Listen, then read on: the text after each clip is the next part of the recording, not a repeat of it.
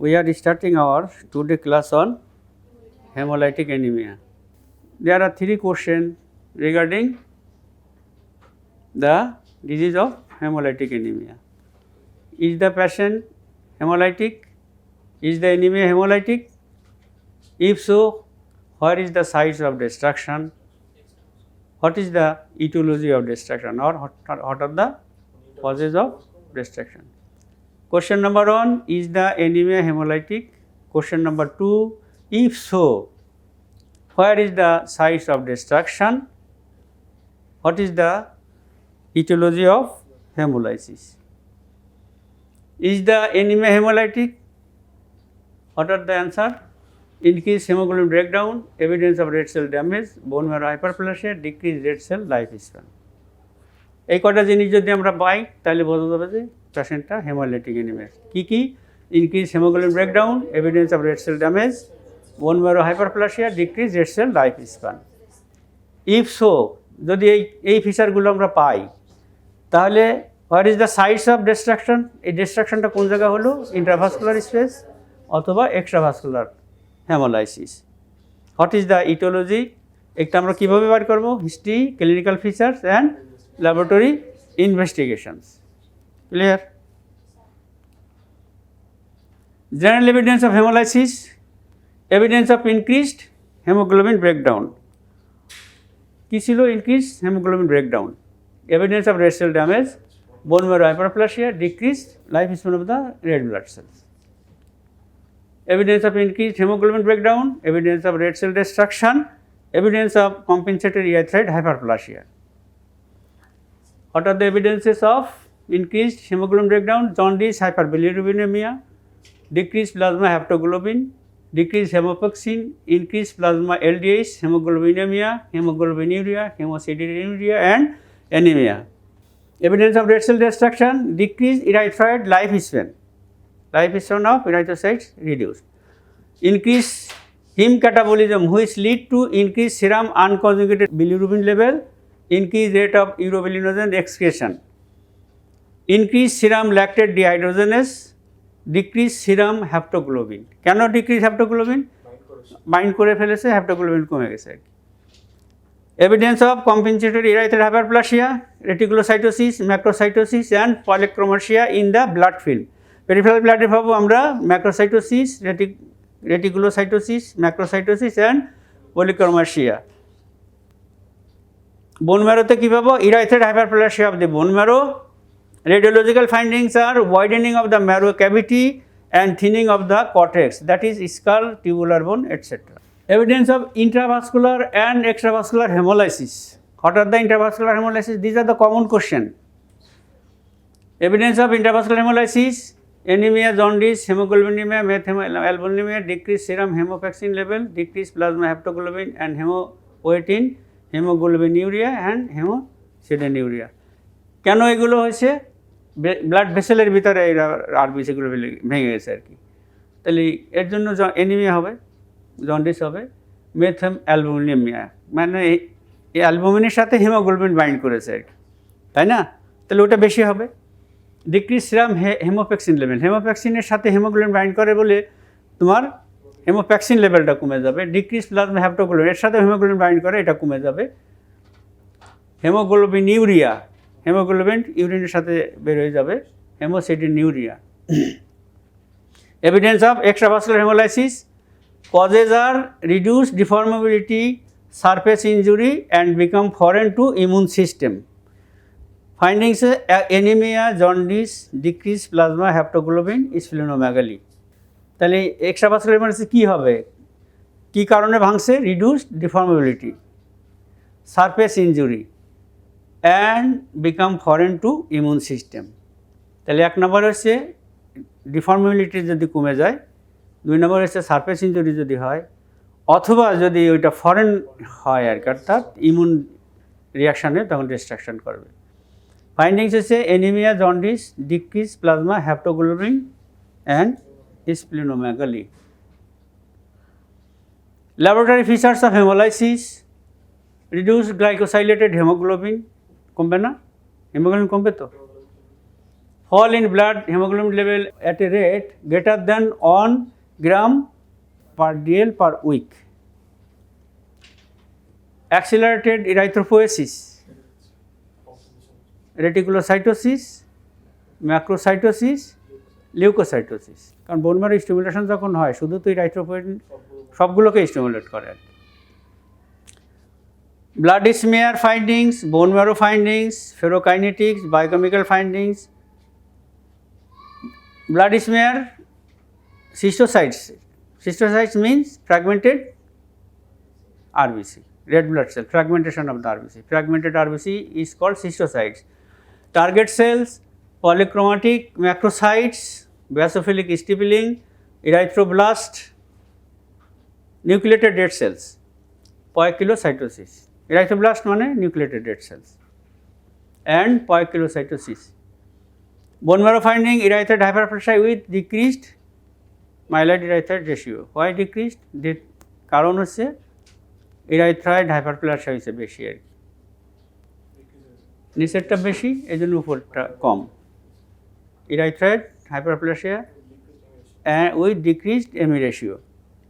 Ferrokinetics, increased plasma turnover of iron. Ferrokinetics পড়াইছিলাম না, পাইছি না, যে একটা ছবি দিয়ে দেখাইছিলাম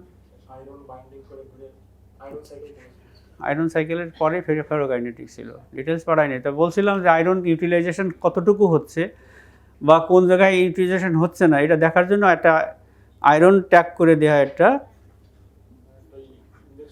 হ্যাঁ ওই আয়রনটা তখন সমস্ত শরীরে যায় আর কি। তা এখন কত র্যাপিড রেটে এটা টার্নওভার হচ্ছে অথবা কোনো জায়গায় ব্লক হয়েছে কিনা সেই সমস্ত দেখার জন্য ফেরোকাইনেটিক্স করা হয় আর কি।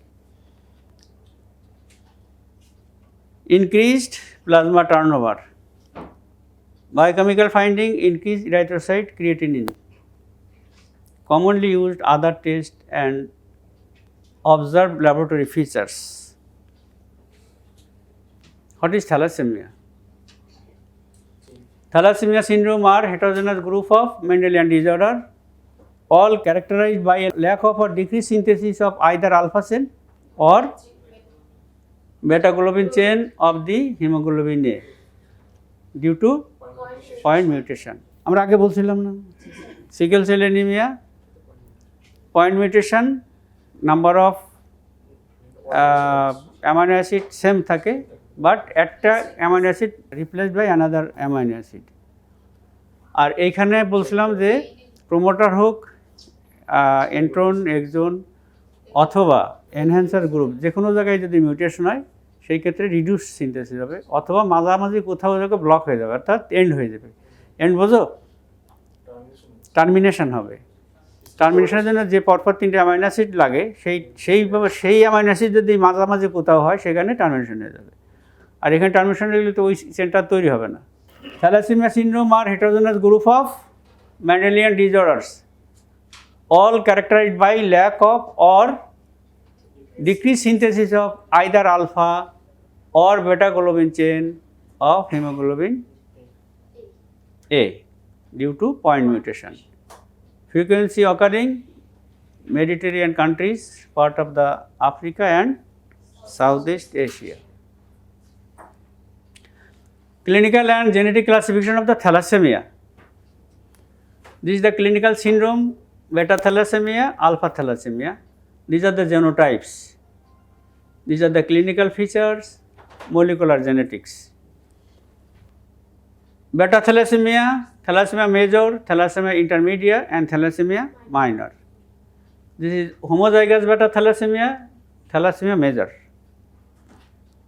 These are the heterozygous thalassemia. Beta 0, beta 0, beta positive, beta positive, beta 0, beta positive. This is the homozygous. Variable beta 0, beta positive, beta positive, beta positive, beta 0, beta positive, beta. These are the intermediate variable. Thalassemia minor, heterozygous beta thalassemia, beta 0, beta positive, beta. এখন এটা আমরা details আলাপ করব পরে যখন আমরা এই থ্যালাসেমিয়াটা পড়াবো আর কি। যে আমরা আগেই বলেছিলাম না, এই যে পজিটিভ কতটুকু পজিটিভ, বেশি না কম, তৈরি করতেছে যে রেগুলেটরি পার্ট কতটুকু ওরা ইনহিবিট করেছে তার উপর নির্ভর করবে যে কত পরিমাণে কমে গেছে। যদি খুব বেশি পরিমাণ কমে যায় তখন হবে থ্যালাসেমিয়া মেজর, অল্প কমলে হবে ইন্টারমিডিয়া, আর যদি বেশি কমে যায় অথবা ল্যাক হয়ে যায় তখন হবে থ্যালাসেমিয়া। ওই দিকেরটা হলো ওটা বলা হয়ে গেল আর কি। বেশি কমে গেলে সেটা হচ্ছে মেজর, একেবারে কম হলে সেটা হবে থ্যালাসেমিয়া মাইনর। বোঝা গেল কথাটা? Clinical feature severe anaemia, regular blood transfusion required, moderately severe anaemia, এটা খুব বেটার থেকে মেজর হলে কী হবে, severe anaemia, regular blood transfusion প্রয়োজন। ইন্টারমিডিয়া হলে moderately severe anaemia, regular blood transfusion not required. Minor asymptomatic with mild or absent anaemia, red cell abnormality seen, এখানে transfusion দেওয়া খুব একটা দরকার হয় না। সমস্যা কোথায়? Molecular genetics, mainly point mutation that lead to defects in transcription, splicing or translation of beta globin on messenger RNA. Alpha thalassemia, there are 4 categories: silent carrier, alpha thalassemia trait, hemoglobin H disease and hydrops fetalis.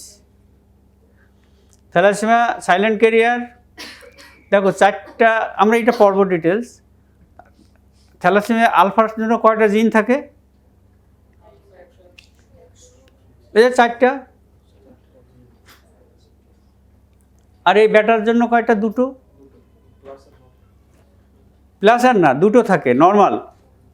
তাহলে এর একটা alpha defect হলে silent career, 2টোর defect হলে thalassaemia ট্রেট, 3টা defect হলে সেটা বলে haemoglobin H disease, 4টাই defect যদি হয় সেটাকে বলা হয় হাইড্রোপস ফেটালিস।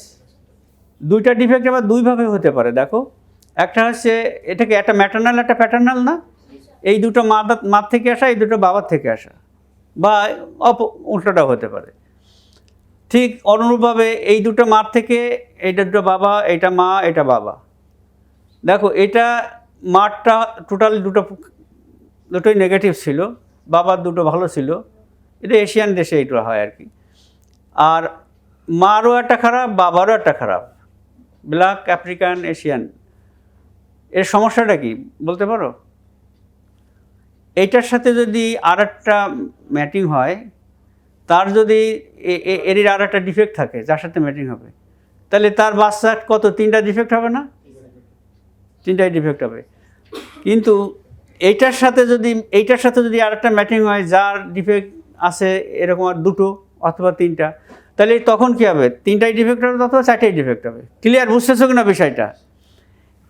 এটার সাথে ম্যাটিং হলো এরকম আর একটা মানুষের প্যারেন্টসের, হ্যাঁ, তখন আমাদের হবে কি এটা আসবে আর কি। আর এটার সাথে যদি এইটা ম্যাটিং হয় তাহলে হবে 3টা। আর এই ক্ষেত্রে কিন্তু 2টা ডিফেক্ট, হাইড্রোপস ফেটালিস 4টাই ডিফেক্ট। এটা লেথাল ইন ইউট্রো। তা এটা আমরা পড়েছিলাম না, হাইড্রোপস ফেটালিস পড়ছিলাম কিনা আরএস ইনকম্প্যাটিবিলিটিতে? হাইড্রোপস ফেটালিস, এটা হাইড্রোপস ফেটালিস আর কি। Thank you.